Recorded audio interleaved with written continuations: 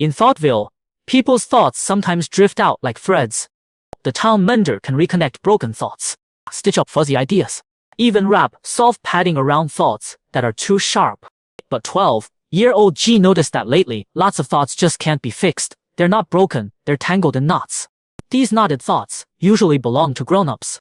Thoughts about wanting to quit but being too. Thoughts about confessing feelings then swallowing one.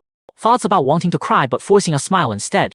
Jai watched the mender try to untie these knots, but they just got tighter until the thoughts turned hard as stone. One day, the mender got sick, and Jai minded the shop. A knotted thought drifted in through the window.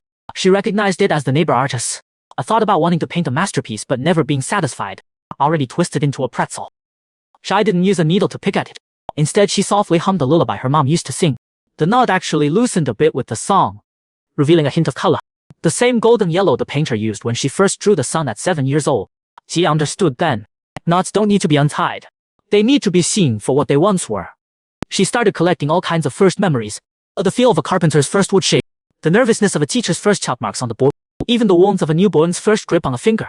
When more knotted thoughts came her way, she'd find the matching first memory and gently press it on. Something magical happened. Those thoughts didn't straighten out. Instead, they bloomed little flowers right at the knot. The painter's thought grew tiny sunflowers. The teacher's thought sprouted chalk-shaped buds. Even the most stubborn thought about being too scared sent out tender green vines quietly reaching toward new possibilities. Now the mending shop's been renamed the Thought Garden. Jai became the first thought gardener. She discovered the best fix isn't getting rid of the tangle. It's letting each knot bloom its own unique flower. And the original mender, after recovering, started learning to weave, using those flowering thoughts to make soft blankets, giving them to folks who can't sleep. Lately, all the rooftops in Thoughtville are covered with flowering thought vines. Walking by at night, you can hear the soft sound of blooming.